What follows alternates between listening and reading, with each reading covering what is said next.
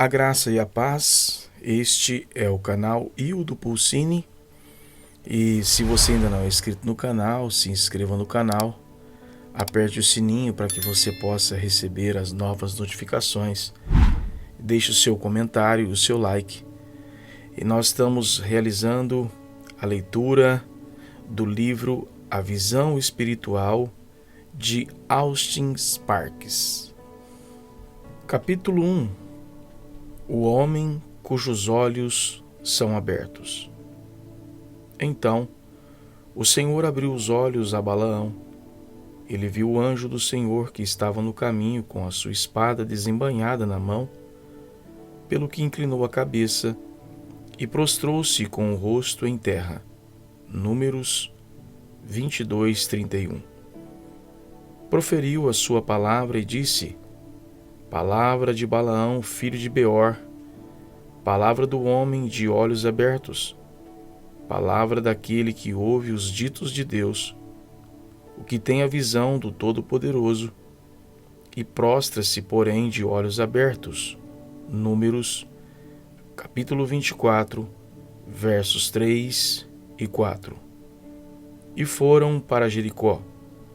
Quando ele saía de Jericó, juntamente com os discípulos e numerosa multidão, Bartimeu, cego, mendigo, filho de Timeu, estava assentado à beira do caminho. Perguntou-lhe Jesus: O que queres que eu te faça? Respondeu o cego: Mestre, que eu torne a ver. Então Jesus lhe disse: Vai, a tua fé te salvou. E imediatamente tornou a ver e seguia Jesus estrada fora. Marcos, capítulo 10, versículos 46, 51 e 52. Jesus, tomando o cego pela mão, levou-o para fora da aldeia e, aplicando-lhe saliva aos olhos e impondo-lhe as mãos, perguntou-lhe: Vês alguma coisa? Este, recobrando a visão, respondeu: Vejo os homens, porque como árvores os vejo, andando. Então, novamente lhe pôs as mãos nos olhos, e ele, passando a ver claramente, ficou restabelecido, e tudo distinguia de modo perfeito. Marcos, capítulo 8, versículos 23 a 25. Caminhando Jesus, viu um homem cego de nascença, dizendo-lhe: Vai, lava-te no tanque de Siloé, que quer dizer enviado. Ele foi, lavou-se e voltou vendo. Ele retrucou: Se é pecador, não sei. Uma coisa sei, eu era cego e agora vejo. João, capítulo 9, versículos 1, 7 e 25. Para que o Deus de nosso Senhor Jesus Cristo, o Pai da glória, vos conceda espírito de sabedoria e de revelação no pleno conhecimento dele, iluminados os olhos do vosso coração, para saberdes qual é a esperança do seu chamamento, qual a riqueza da glória da sua herança nos santos. Efésios capítulo 1, versos 17 e 18. Aconselho-te que de mim compres ouro refinado pelo fogo, para que te enriqueceres, vestiduras brancas para te vestires, a fim de que não seja manifestada a vergonha da tua nudez, e colírio para ungir os olhos, a fim de que vejas. Apocalipse, capítulo 3, verso 18.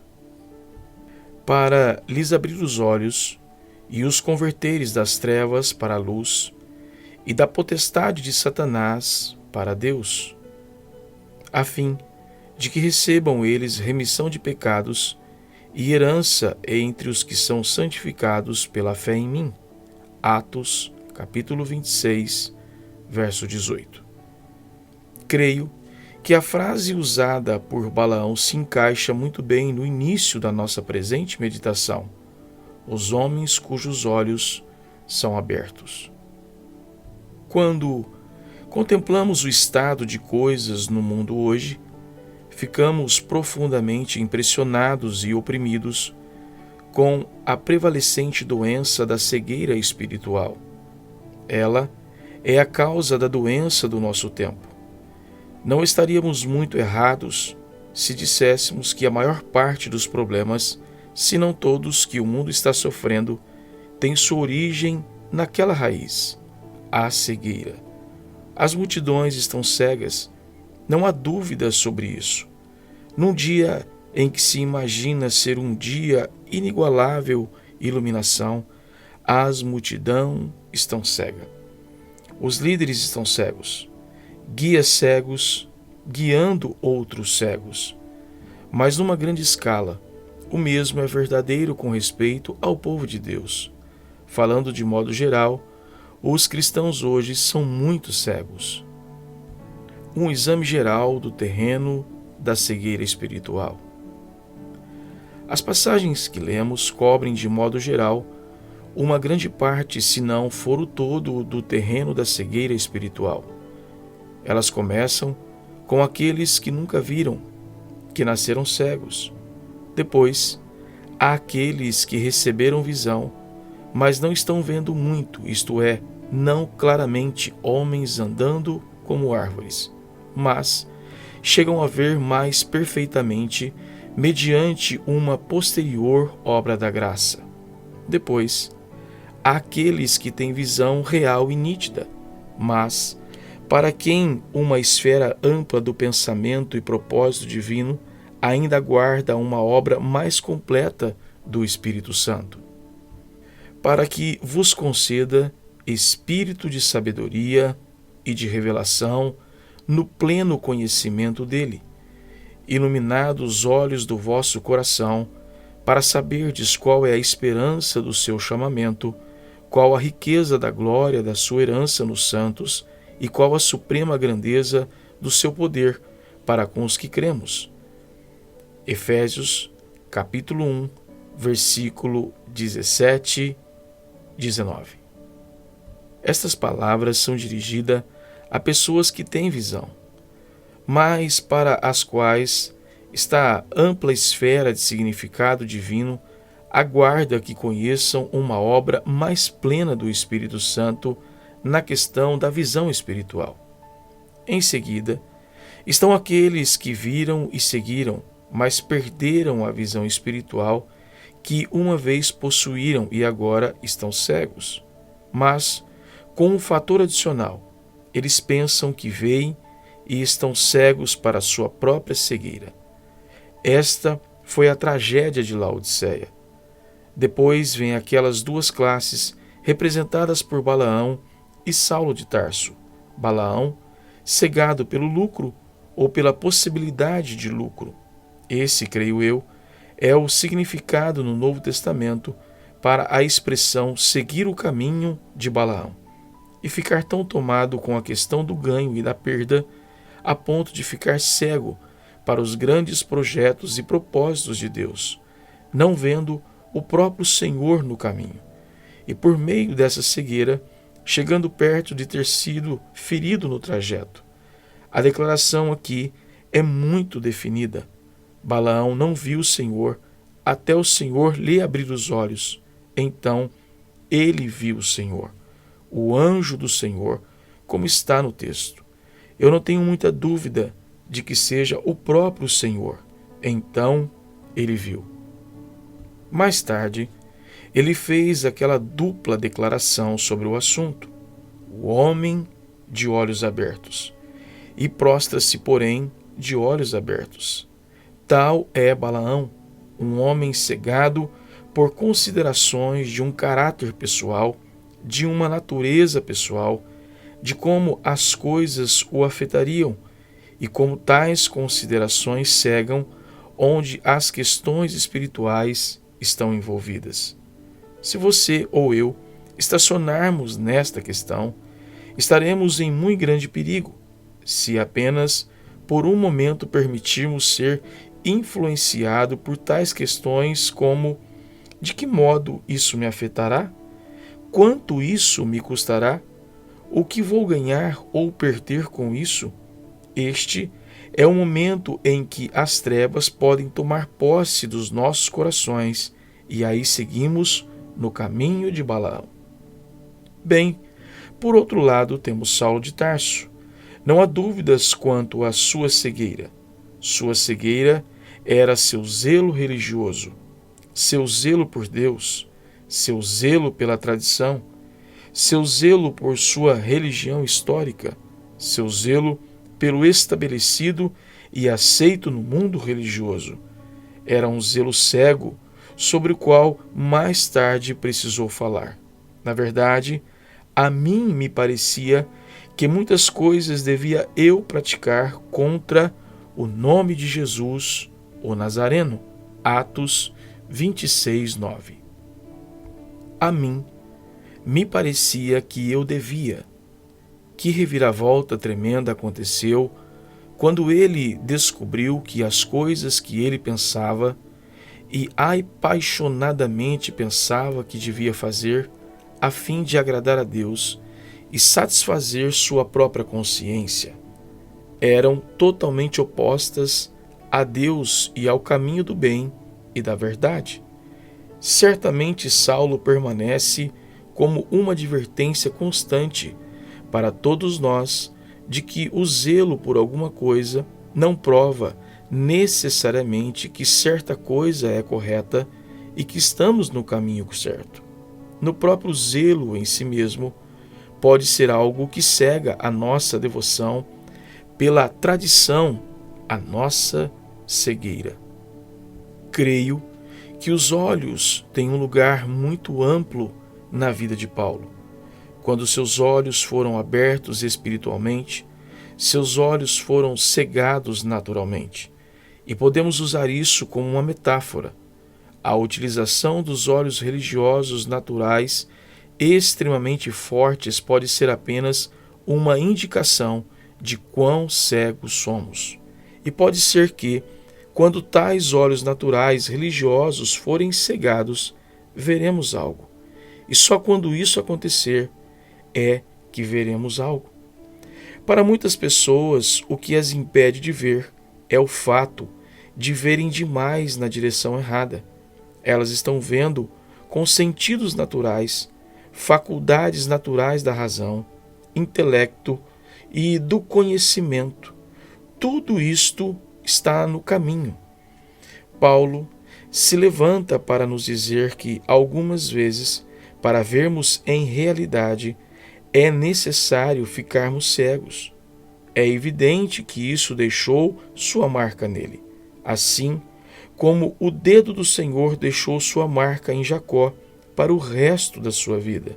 Paulo esteve na Galácia e mais tarde escreveu sua carta a eles: pois vos dou testemunho de que, se possível fora, teríeis arrancado os próprios olhos para nos dar.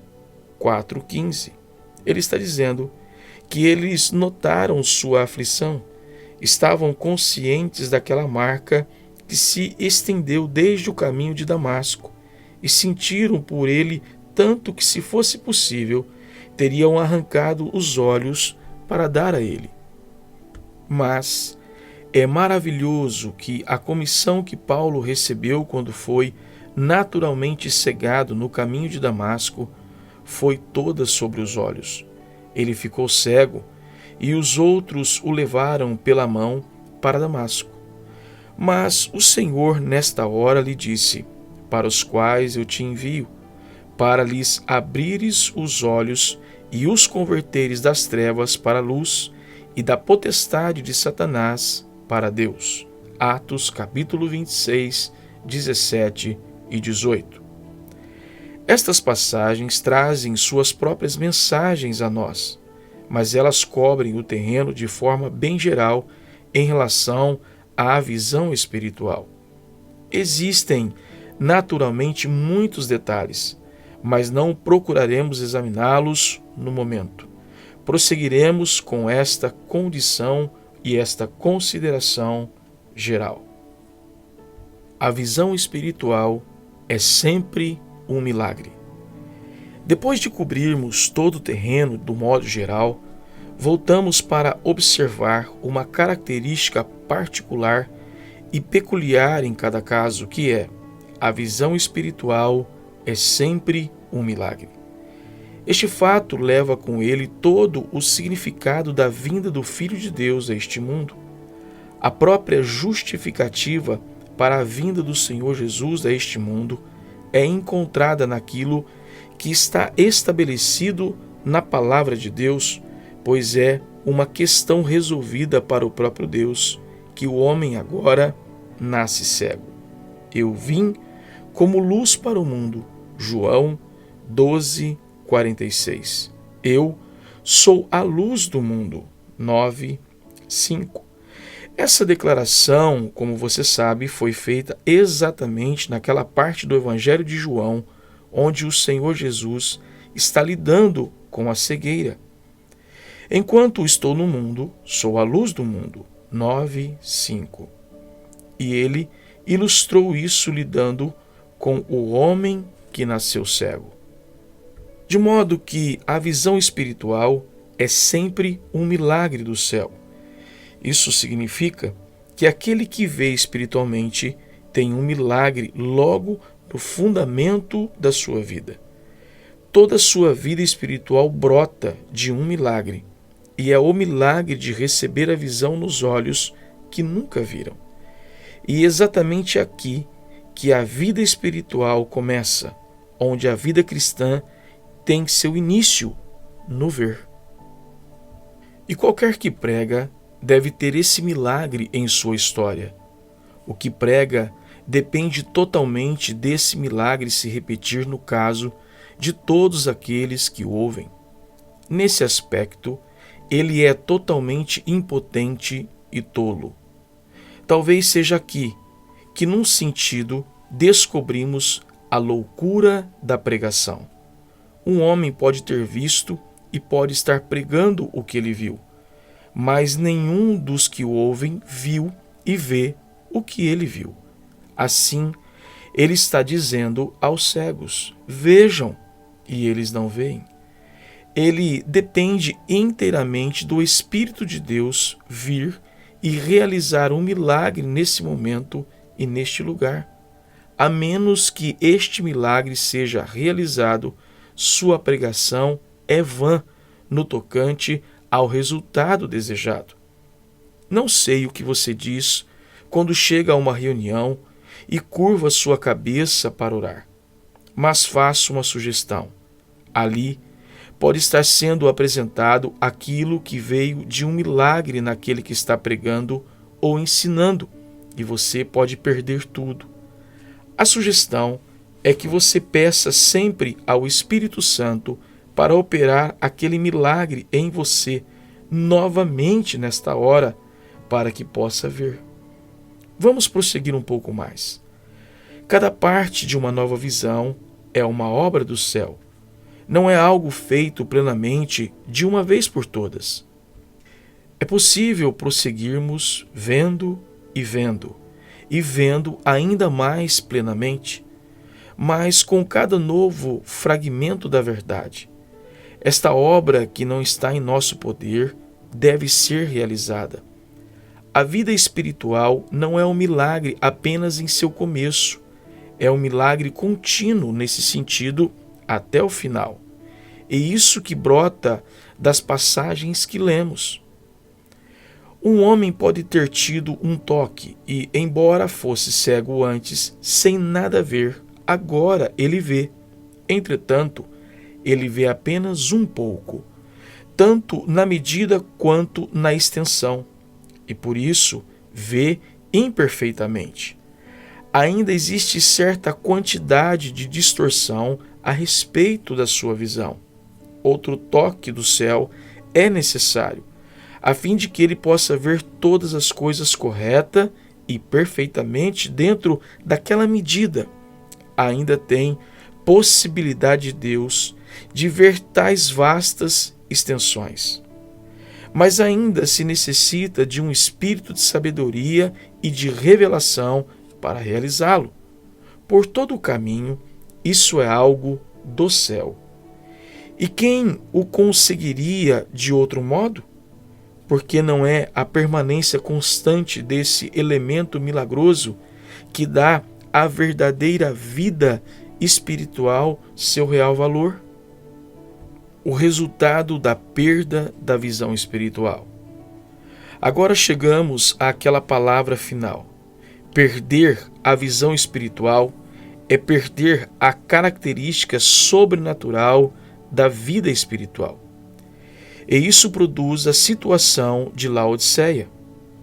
Se você buscar entrar no âmago dessa questão, esse estado de coisas representado por Laodiceia, nem quente nem frio, o estado que leva o Senhor a dizer: vomitar-me-ei da minha boca. E se você disser: por que é assim? O que está por trás disso?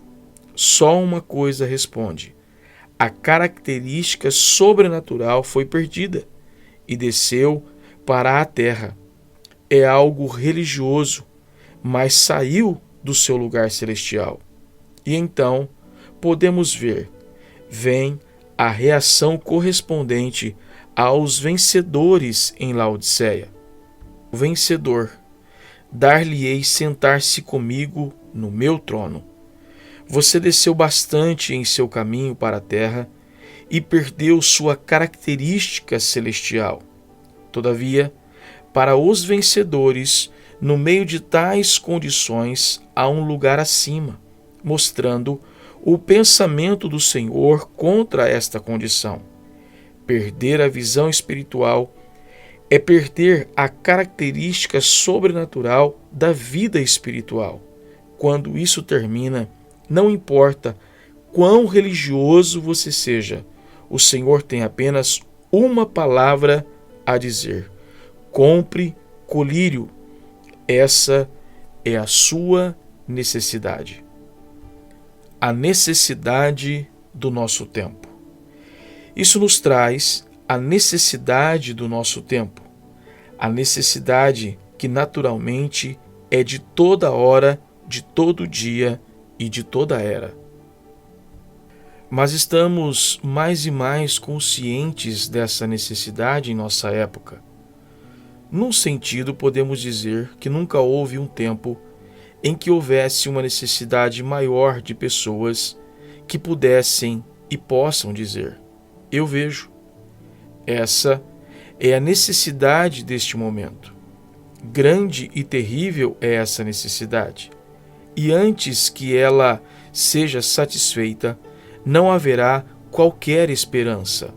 A esperança se prende nisto: que pessoas sejam levantadas neste mundo negro de confusão, caos, tragédia e contradição, pessoas que possam dizer: eu vejo.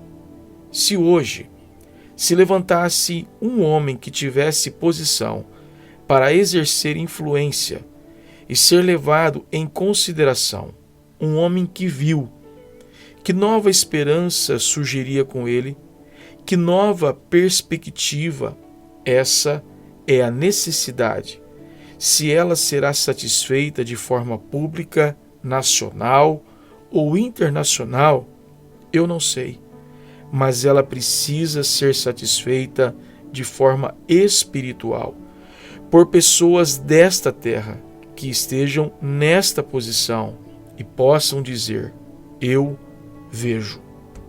O cristianismo se tornou amplamente uma tradição. A verdade foi dividida em verdades e colocada num livro dourado, o livro dourado da doutrina evangélica. Uma coisa fixa e cercada. Estas são as doutrinas evangélicas. Elas estabelecem os limites do cristianismo evangélico em pregação e ensino. Sim, são apresentadas em muitas e variadas formas. São servidas com piadas e ilustrações interessantes e atrativas, e com originalidade e singularidade estudadas, de tal forma que as antigas verdades não sejam tão patentes. têm alguma chance de serem entendidas por causa das roupagens com que são vestidas. Depende também da habilidade e personalidade do pregador ou mestre. As pessoas dizem: gosto do seu estilo, da sua maneira, do seu modo de dizer as coisas, e depende muito disso.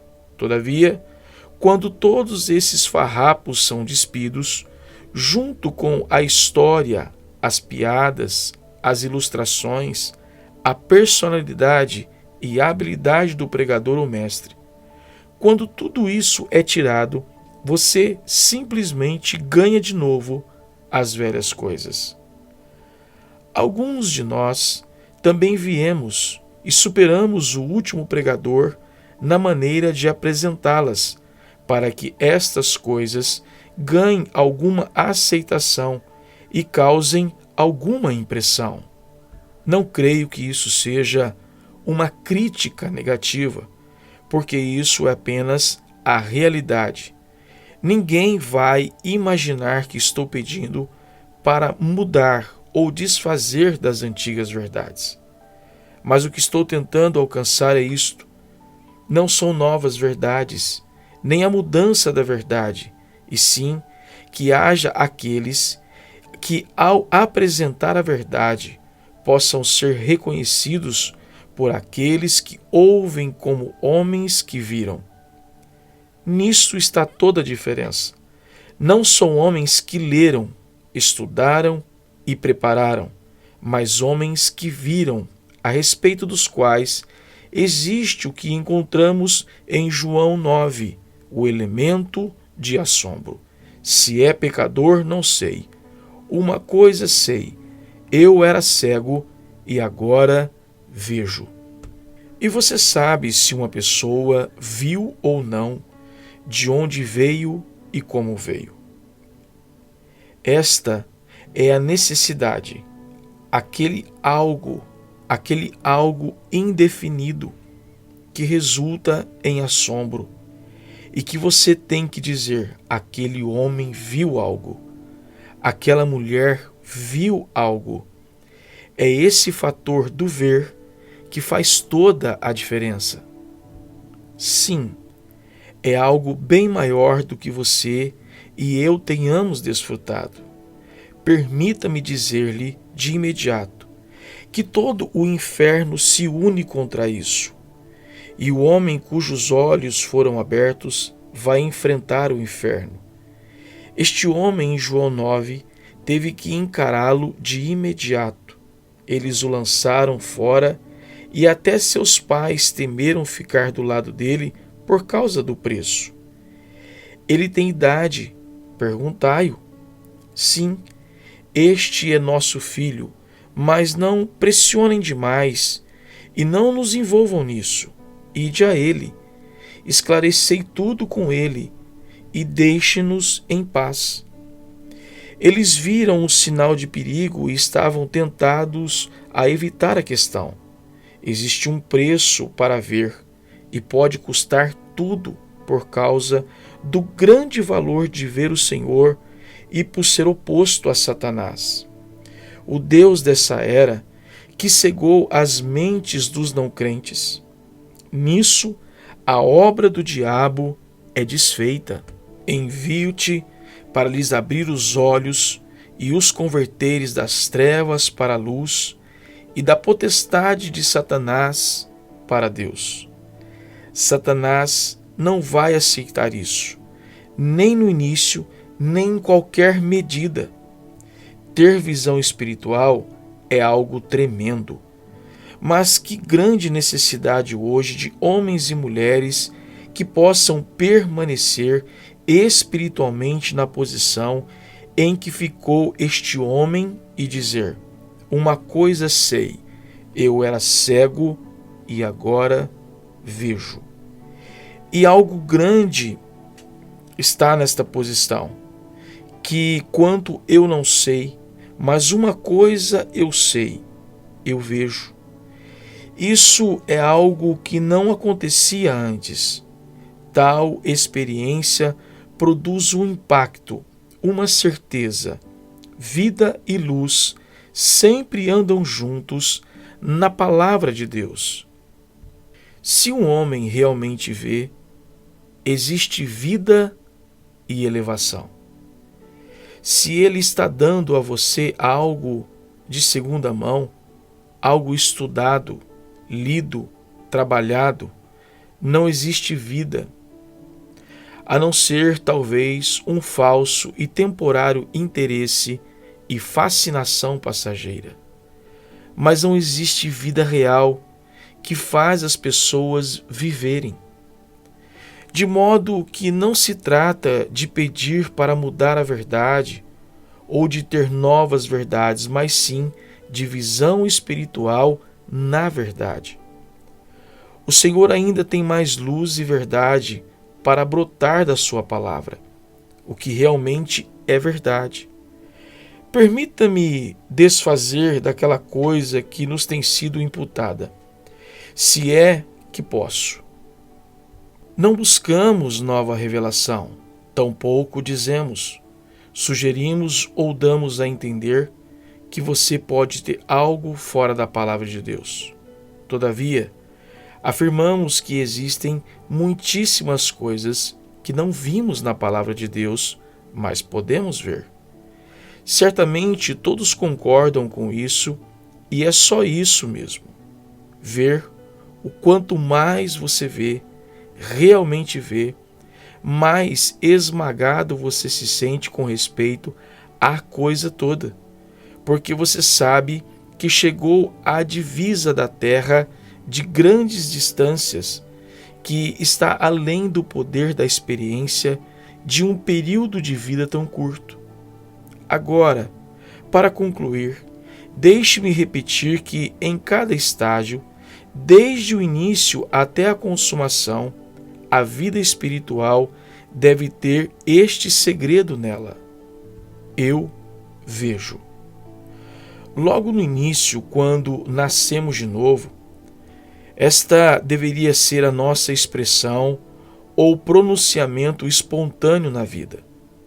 Nossa vida cristã deve começar ali, mas por todo o caminho até a consumação final deve ser assim.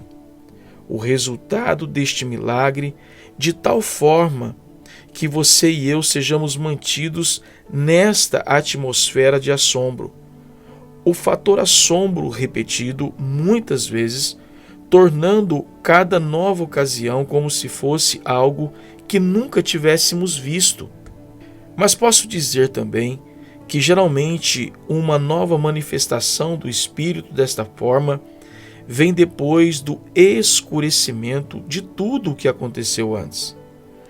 Parece que o Senhor tem que torná-lo necessário a fim de chegarmos ao ponto de clamar: a menos que o Senhor mostre, a menos que o Senhor revele, a menos que o Senhor faça algo novo, tudo o que dantes aconteceu é como nada. Nada disso me salvará agora. Assim, ele nos conduz a um lugar escuro, um período escuro. Sentimos que aquilo que aconteceu antes perdeu o poder que tinha para nos tornar alegres e triunfantes. Essa é a maneira de o Senhor nos manter avançando.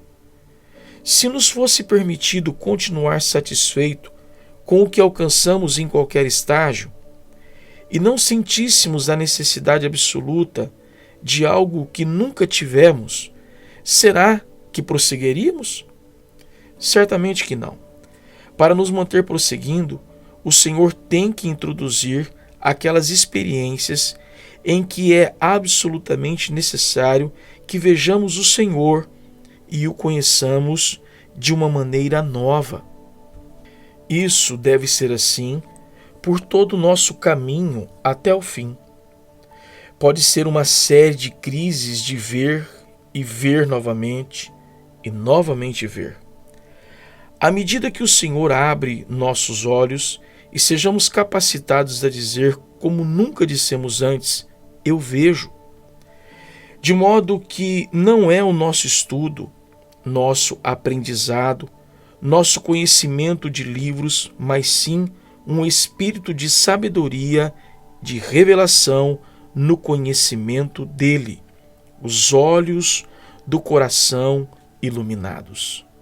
E esse ver que manifesta o tom de autoridade tão necessário. Esse é o elemento, a característica exigida hoje. Não é apenas o ver pelo fato de ver, mas sim a introdução de um novo tom de autoridade. Onde está a voz da autoridade hoje? Onde estão aqueles que estão falando com autoridade? Estamos desfalecendo terrivelmente em cada área da vida pela ausência da voz de autoridade. A igreja está desfalecendo pela ausência da voz de autoridade, a ausência daquele tom profético. Assim diz o Senhor. O mundo está desfalecendo pela ausência de autoridade, e essa autoridade está com aqueles que viram. Existe mais autoridade no homem nascido cego que vê em seu testemunho: uma coisa eu sei, eu era cego, mas agora vejo, do que em todo Israel com toda a sua tradição e conhecimento. E não seria isso que tinha tanto peso a respeito do Senhor Jesus? Pois ele as ensinava como quem tem autoridade, e não como os escribas. Mateus 7:29. Isso é bastante hostil. Os escribas eram as autoridades. Se alguém quisesse uma interpretação da lei, ele ia aos escribas. Se quisesse saber qual era a posição autorizada, ele ia aos escribas. Mas ele falava como alguém que tinha autoridade e não como os escribas.